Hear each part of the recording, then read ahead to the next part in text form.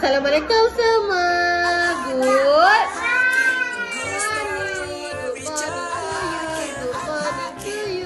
Good morning to everyone. Clap your hands first. Yay. Okay. Hai. Good morning. Hari ni kita nak belajar bentuk square. Okay. Sebelum kita mulakan aktiviti hari ni, jom kita baca doa sama-sama. Nak tak? Pandai. Okay. 1, 2, 3. Bismillahirrahmanirrahim. Allahumma ta'alaina hikmataka wa syu'ala ini rahmatika ya arhamar rahimin. Amin.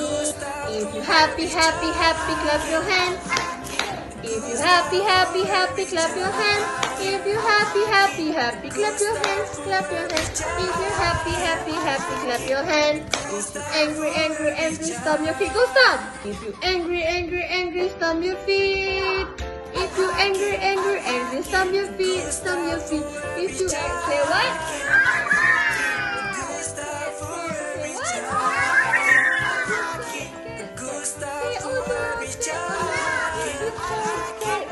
Say what?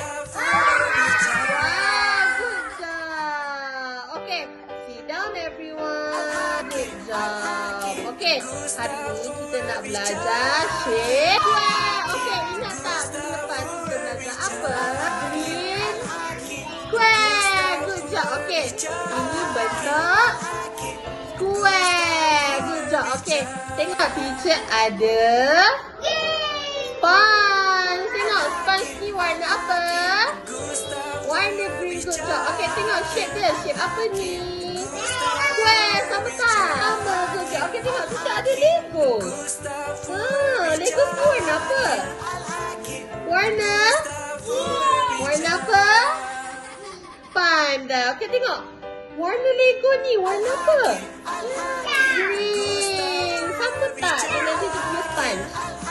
Sama. Okey, hari ni kita nak belajar square yang warna green. Tapi hari ni kita nak buat stamping. Okey, stamping panda. Okey, kita nak buat green square stamping macam ni. Stamp. Okey, mula kita perlukan apa ni? Okey. Kita ambil watercolor ni warna apa? Warna green panda. Okay. Kita ambil watercolor macam ni. Are you guys ready? 1, 2, 3. Whoop. Ta-da! Okay, one more time. 1, 2, 3. Whoop. Ta-da! Okay, last one. 1, 2, 3. Whoop. Ta-da! Nak tengok tak? Ta-da! Cantik tak? Okey, ini bentuk apa? Bentuk square panda. This is color green panda. Okey, tengok ada berapa? Ada berapa dia punya square? 1, 2, and 3 panda. Okey, everyone clap your hand. Yeah. Siapa nak cuba? Say hora. Ais, this is color green panda. Okay, cuba Ais tengok tu bentuk apa? Bentuk square. Ais, this is color green panda. Okay, cuba Ais tengok tu bentuk apa? Bentuk square. Apa Mima? Warna green panda. Tengok bentuk apa tu? Bentuk square.